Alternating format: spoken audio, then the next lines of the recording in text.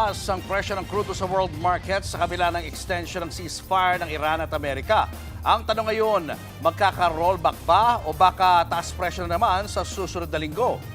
Live mula sa Mandaluyong, nasa frontline ng balitang yan si Gerard de la Peña. Gerard, sa lagay ngayon ng world market, kumusta kaya ang magiging presyo ng petrolyo next week? Julius, tama ka nga sa observation natin, napakalikot ng galaw ng presyohan ng langis sa international market at bahagya nga itong tumaas dahil nga dyan sa mga developments sa pagitan ng Iran at ng US. Pero posible pa rin naman daw ang rollback sa susunod na linggo, hindi nga lang daw ganong kalaki katulad na nakita natin itong nagdaang 2 linggo. Nananatiling sarado ang Strait of Hormuz na siyang dinaraanan ng 20% ng supply ng langis sa buong mundo. Ito ang desisyon ng Iran dahil nakaharang ang mga barko ng US sa lugar sa kabila ng extension ng tigil putukan sa pagitan ng dalawang bansa. Kaya naman, ang West Texas Intermediate Crude Futures na isa sa batayan ng presyohan ng langis sa buong mundo, umakyat sa $94 per barrel o mas mataas na mahigit 1% kumpara kahapon.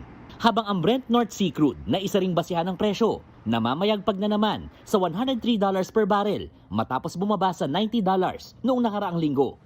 Sa kabila niyan, ayon sa mga insider sa industriya, posible pa rin daw magka-rollback.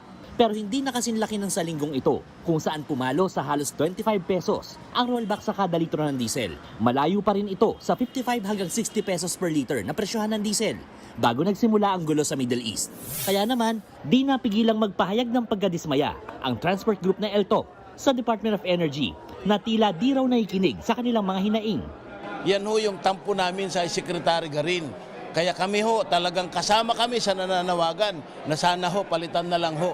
Dahil hindi po kami importante na public transport sa kanyang puso.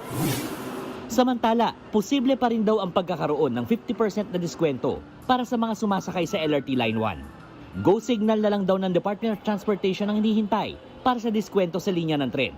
Matatanda ang noong nakaraang buwan, ang MRT3 at LRT2 ay una nang nagbigay ng diskwento sa mga pasahero.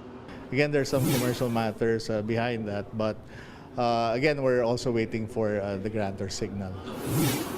Ngayong araw naman, binuksan ng LRMC ang DIERCO na waiting area nito sa Baclaran Station.